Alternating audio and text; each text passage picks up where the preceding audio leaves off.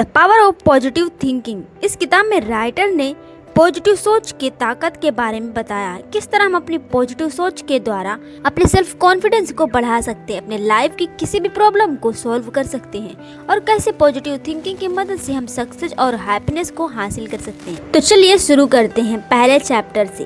पहला चैप्टर है believe in yourself. खुद पर विश्वास करें। किसी भी काम को करने के लिए खुद पर विश्वास करें। खुद पर विश्वास किए बिना आप जीवन में सफल नहीं हो सकते। सफलता प्राप्त करने के लिए सेल्फ कॉन्फिडेंस बहुत जरूरी होता है। कई बार हम सब ने देखा है कि बहुत से लोग दूसरों की सफलता और कामयाबी को देखकर बुरा महसूस करते हैं क्योंकि वो खुद उतने सफल नहीं होते। अगर आप खुद में सेल्फ कॉन्फिडेंस पैदा कर लें तो आपको दूसरों को देखकर बुरा महसूस करने की जरूरत नहीं पड़ेगी। मान लीजिए आपका कोई दोस्त परीक्षा में हमेशा ए ग्रेड लाता हो और आपको हमेशा सी ग्रेड मिलता हो तो आपके अंदर निराशा पैदा हो जाती। आप बचपन से ही अपने मन में यह विश्वास बना लेते हैं कि आप अपने भाई बहन या दोस्त की तरह सफल नहीं हो सकते। शायद आप नहीं जानते लेकिन दुनिया में ऐसे बहुत से सक्सेसफुल लोग हैं जो स्कूल में सबसे कम नंबरों से पास होते थे। एक यूनिवर्सिटी में किए गए सर्वे के अनुसार 70% स्टूडेंट्स में आत्मविश्वास की कमी होती है। अगर आप अपने आसपास देखेंगे तो आपको ऐसे लोग मिल जाएंगे जिनमें आत्मविश्वास की कमी है। ऐसे लोग हमेशा डर महसूस करते हैं और उन्हें अपनी काबिलियत पर विश्वास नहीं होता। इस तरह के डर को दूर करने का सबसे अच्छा तरीका है खुद पर विश्वास करना। अपने अंदर कॉन्फिडेंस लाने के लिए आपको पॉजिटिव विचार सोचने होंगे। आप ऐसा कर सकते हैं कि एक लिस्ट बनाइए और इस लिस्ट में आपको अपनी सभी पॉजिटिव खूबियों के बारे में लिखना है। अगर आप अपने दिमाग में ऐसा सोचेंगे कि आपके अंदर धीरे धीरे आत्मविश्वास आ रहा है तो आप किसी भी तरह की सिचुएशन से बाहर निकल सकते हैं। राइटर लिखते हैं कि विश्वास कीजिए कि ईश्वर हमेशा आपके साथ है और आपको रास्ता दिखा रहा है। जब आप किसी भी चीज पर विश्वास करते हैं और उसकी तस्वीर अपने दिमाग में बना लेते हैं तो वही आपकी सच्चाई बन जाती है। दूसरा, a peaceful mind generates power. शांत दिमाग ताकत लाता है। इस चैप्टर में राइटर ने हमें बताया है कि एक शांत मन एक तनाव से भरे हुए मन से कहीं अधिक पावरफुल होता है। अगर आप बहुत तनाव वाला जीवन जी रहे हैं तो आपके अपने विचारों को बदलने की जरूरत है और मन को शांत करने की भी जरूरत है। अपने विचारों को बदलने के लिए भी आपको थोड़ी सी मेहनत करनी होगी और इसके लिए आपको अपनी सोच को बदलना होगा। अपने मन को शांत करने का सबसे अच्छा तरीका है कि अपने मन से सभी नेगेटिव विचारों जैसे डर, जलन, नफरत और रिग्रेट की भावनाओं को पूरी तरह से निकाल देना है। आपको ऐसा दिन में कम से कम 2 बार करना चाहिए और ऐसा करने के बाद आपके मन में दोबारा से नेगेटिव विचार न आए। इसके लिए आपको खुशी के बारे में सोचना चाहिए। राइटर लिखते हैं कि अपने मन को शांत करने के लिए आप प्रकृति यानी नेचर का सहारा ले सकते हैं और अच्छी तस्वीरें देख सकते हैं, जैसे कि शांत समुद्र के पानी को किनारे की ओर बहते हुए देखना, चांद की रोशनी को धरती पर आते हुए देखना और नेचर को देखना। फिर देखिएगा कि किस तरह की ये खूबसूरत तस्वीरें आपके मन को शांत करने का काम करती हैं। आप अपने आप से कह सकते हैं कि आपका जीवन आपके कंट्रोल में है और आपके अंदर सेल्फ कॉन्फिडेंस कूट कूट कर भरा है। इस तरह के पॉजिटिव विचार आपको जीवन में आगे बढ़ने में मदद करेंगे। अपने मन को शांत करने के लिए राइटर ने हमें एक और तरीका बताया है। राइटर कहते हैं कि आप किसी शांत जगह पर बैठ जाइए और अपनी आंखें बंद करके 15 मिनट तक सिर्फ यह महसूस कीजिए कि दुनिया में सबसे ज्यादा खुश इंसान आप ही हैं। आपको 15 मिनट तक कुछ भी बोलना नहीं है और न ही अपने मन में कोई नेगेटिव विचार रखना है। आपको अपने आप को तालाब के एकदम शांत पानी की तरह बनाना है जिसमें कोई लहर नहीं है और देखना है कि आप कितनी देर तक पानी की तरह शांत रह सकते हैं। बार बार प्रैक्टिस करने से आप अपने मन को शांत करने में कामयाब हो जाएंगे। तीसरा, how to have constant energy. निरंतर ऊर्जा कैसे लाएं। राइटर लिखते हैं कि आप अपने बारे में जो भी सोचते हैं उसका आपके शरीर पर बहुत इफेक्ट पड़ता है। अगर आप सोच रहे हैं कि आप बहुत थके हुए हैं तो आपका शरीर इस बात को मान लेगा। अपने मन में विश्वास भरने से आपके अंदर एनर्जी जनरेट होती है। एक व्यक्ति ने राइटर से कहा था कि वह अपने आप को एनर्जी से भरने के लिए चर्च जाता है। राइटर ने उसकी बात को बिल्कुल सही बताया है क्योंकि हर प्रकार की एनर्जी ईश्वर से मिलती है, फिर चाहे वह इलेक्ट्रिसिटी पावर हो या स्पिरिचुअल पावर। दुनिया के सबसे सफल और कामयाब व्यक्ति किसी न किसी रूप में ईश्वर के साथ कांटेक्ट में थे जिससे उन्हें कामयाब होने की एनर्जी मिली। कामयाब लोग अपने आप को इमोशनली और मेंटली तौर पर ऑर्गेनाइज्ड रखते हैं। कोई भी उम्र हो या कैसी भी सिचुएशंस हो, हमारी एनर्जी को रोक नहीं सकती। जीवन का मतलब है जीवन की शक्ति और एनर्जी। अगर आप नेचर के नियमों का पालन करेंगे तो हमेशा पावरफुल बने रहेंगे। एनर्जेटिक बने रहने के लिए आपको ईश्वर के साथ कदम से कदम मिलाकर चलना होगा। ईश्वर के साथ कदम से कदम मिलाने के लिए आप एक दिन घर से बाहर जाइए और किसी पेड़ के नीचे जाकर लेट जाइए। आप पेड़ों को छूकर निकलती हुई हवा की आवाज सुनिए, क्योंकि शहर के ट्रैफिक में रहकर आप ईश्वर के साथ कांटेक्ट नहीं बना सकते और नेचर की एनर्जी आपके पास नहीं आ सकती। अगर आप एनर्जेटिक बने रहना चाहते हैं तो उस काम को करना शुरू कीजिए जिसमें आपका सबसे ज्यादा इंटरेस्ट है। आप अपना सारा ध्यान, सारी एनर्जी उस काम को करने में लगा दीजिए। जब आप अपनी एबिलिटी से बड़ा काम करने की कोशिश करते हैं तो आप पहले से अधिक एनर्जेटिक बन जाते हैं। चौथा, ट्राई प्रेयर पावर, प्रार्थना की शक्ति का उपयोग करो। इस चैप्टर को राइटर ने एक कहानी से शुरू किया है जिसमें दो लोग थे, जिसमें से एक व्यक्ति अपने बिजनेस की परेशानियों को लेकर बहुत ही दुखी था और अपने दोस्त से कहा करता था कि मुझे नहीं लगता कि इस दुनिया में कोई भी है जो मेरी मदद कर सकता है। इस बात को सुनने के बाद उस व्यक्ति के दोस्त ने कहा कि तुम गलत कह रहे हो। मुझे पता है कि दुनिया में सारी परेशानियों का हल है। कोई ना कोई पावर जरूर होती है जो हम सब की मदद करती है और उस पावर से मिलने के लिए तुम्हें प्रार्थना करनी होगी। तो क्यों ना तुम प्रार्थना की शक्ति को ट्राई करो। तब जो पहला दोस्त था उसने कहा कि हाँ, मैं प्रार्थना करता हूँ। मुझे सही तरीके से नहीं पता प्रार्थना कैसे की जाती है। अगर तुम मुझे प्रैक्टिकली करके बताओ तो हो सकता है कि तुम जैसा कह रहे हो और जितना विश्वास तुम्हारे अंदर है वो मेरे अंदर भी आ जाए। इसके बाद उसके दोस्त ने उसे प्रार्थना करने का सही तरीका बताया और वो व्यक्ति वैसे ही प्रार्थना करने लगा। कुछ समय प्रार्थना की पावर का उपयोग करने के बाद वो व्यक्ति जो दुखी था पहले से ज्यादा होपफुल और खुश रहने लगा।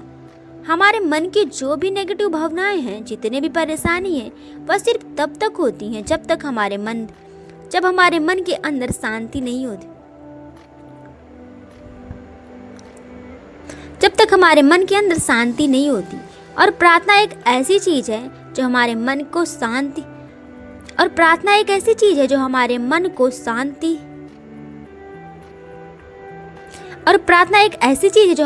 की शांति को दोबारा से जनरेट करती है और हमें हमारी आत्मा से कनेक्ट कराती है। राइटर कहते हैं कि हम सब उठकर सुबह सबसे पहले भगवान के सामने खड़े होकर प्रार्थना करते हैं, क्योंकि कहीं न कहीं हमें विश्वास है कि भगवान हमारी बातें सुनेंगे। राइटर ने कुछ ऐसे नियम बताए जिन्हें अपनाकर आप बहुत अच्छी प्रार्थना कर सकते हैं।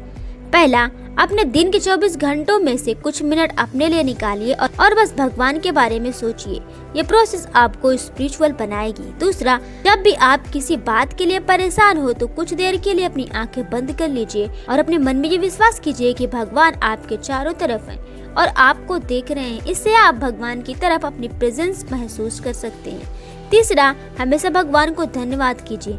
आपको विश्वास होना चाहिए कि अगर आप पूरी ईमानदारी से प्रार्थना करेंगे तो वह भगवान तक जरूर पहुंचेगी। चौथा, कभी यह मत सोचिए कि मैंने क्या मांगा और भगवान ने क्या दिया। भगवान ने जो भी दिया हमेशा उनका धन्यवाद कीजिए। आप जो सबसे बेहतर कर सकते हैं वह कीजिए और फिर उसका रिजल्ट भगवान के लिए छोड़ दीजिए। पांचवा, सबसे अच्छा तरीका यह है कि उन लोगों की लिस्ट बना लीजिए जिनके लिए प्रार्थना करना चाहते हैं। जितना ज्यादा आप दूसरों के लिए प्रार्थना करेंगे उतनी ही ज्यादा आपकी प्रार्थना सुनी जाएगी। पांचवा chapter, how to create your own happiness, अपनी खुशी स्वयं कैसे बनाएं। अगर आपसे ये पूछा जाए कि ये कौन डिसाइड करेगा कि आप खुश हैं या खुश नहीं हैं, तो इसका जवाब होगा कि ये आप खुद डिसाइड करते हैं कि आप खुश हैं या नहीं। आप अपने लिए अपनी खुशियाँ खुद ही तैयार कर सकते हैं। खुश रहना बहुत आसान होता है, लेकिन ज्यादातर लोग अपने आसपास की नेगेटिव बातों को ही देखते रहते हैं और खुश रहने की कोशिश भी नहीं करते। हमारे आसपास का खराब माहौल ही हमें दुखी करता है, लेकिन कुछ चीजें पॉजिटिव भी हैं। बस आपको अपना नजरिया बदलने की जरूरत है। आसपास के माहौल में दुखी होने के बजाय हम उसमें भी होप ढूंढ सकते हैं और खुश रह सकते हैं। अगर आप खुश रहेंगे तो आपका परिवार और आसपास के लोग भी आपको देखकर खुशी का अनुभव करेंगे। राइटर लिखते हैं कि अगर आप खुश रहने के लिए तरीका ढूंढ रहे हैं तो हमेशा अच्छे विचारों को अपने जीवन में उतारना चाहिए। खुश रहने के लिए आप अपनी डेली रूटीन में छोटी छोटी चीजें अपना कर खुश रह सकते हैं। जैसे आप सुबह उठे तो शीशे के सामने खड़े होकर बोलिए कि मैं दुनिया का सबसे खुश इंसान हूँ। आपको आपकी पसंद का खाना मिले तो आप खुशी से कहिए कि मैं बहुत ही भाग्यशाली इंसान हूँ जो मुझे ऐसा खाना मिला। राइटर एक ऐसा तरीका बताते हैं जिसे उन्होंने थॉट कंडीशनर का नाम दिया है। इसमें उन्होंने कहा है कि आपने ऐसे विचारों की डायरी पर लिखिए जो आपको खुश रखते हैं, जिनसे आपके अंदर एनर्जी का फ्लो होता है। फिर हर दिन उसी डायरी में से एक विचार लीजिए और पूरे दिन उसी पर काम कीजिए और उसकी खुशी महसूस कीजिए। पूरे दिन अपने आप को इनकरेज करते रहेंगे और अपने आप से ही कहेंगे कि मैं खुश हूँ, तो आप वो सब कर सकते हैं जो आप करना चाहते हैं। 6वां chapter, stop fuming and fretting, नाराजगी और झुकना बंद कीजिए। राइटर लिखते हैं कि अगर आप अपने जीवन में शांति चाहते हैं तो आपको अपनी गुस्से करने की आदत को छोड़ देना चाहिए। जो लोग अपने जीवन में ज्यादा गुस्सा करते हैं वो बहुत ज्यादा कमजोर और ज्यादा बीमार हो जाते हैं। आप तभी खुश रह सकते हैं जब आपका दिमाग शांत होगा। बहुत ज्यादा गुस्सा करना शरीर में हानिकारक टॉक्सिन्स को बढ़ाने लगता है और व्यक्ति को इमोशनली कमजोर बना देता है, जिससे व्यक्ति ज्यादा तनाव में चला जाता है और दिमागी परेशानियां बढ़ जाती है। राइटर लिखते हैं कि बेशक आप अपने जीवन में ज्यादा बिजी हों, लेकिन 24 घंटे में से 10 से 15 मिनट आप अपने लिए निकालकर आपको शांति महसूस करनी चाहिए। आप दिन में एक बार भी ऐसा करते हैं तो अपने अंदर यकीनन बहुत ज्यादा शांति का एहसास करेंगे और आप यह भी देखेंगे कि आपके अंदर हर नई चीज को करने का एक्साइटमेंट बढ़ रहा है। इसीलिए कोशिश कीजिए कि आप गुस्सा ना करें।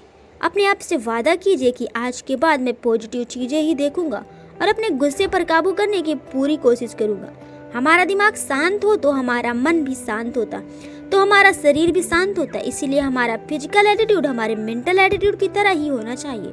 इस तरीके से आप अपने गुस्से और तनाव को कम कर सकते हैं। पहले आराम से कुर्सी पर बैठ जाइए और अपने हाथ पैरों को खुला छोड़ दीजिए और महसूस कीजिए कि आप बहुत शांति का अनुभव कर रहे हैं। सोचिए कि हाँ, मैं खुश हूँ, मैं शांत हूँ, मैं आराम कर रहा हूँ और देखिए कि भगवान आपके लिए क्या कर रहे हैं। अपने पीछे की सारी सक्सेस को याद कीजिए और जो भी लाइंस, जो भी शब्द आपको साहस देते हैं, उस शब्द को दिन में 4 से बार दोहराइए। यह हमारे दिमाग में टेंशन को बाहर निकालने का सबसे अच्छा तरीका है। 7वां chapter, expect the best and get it, सर्वश्रेष्ठ की उम्मीद कीजिए और वही पाइए। अगर आप जीवन में कुछ अच्छा पाना चाहते हैं तो पहले उस चीज के बारे में सोचिए और महसूस कीजिए कि मैं वो चीज जरूर पा ही लूंगा।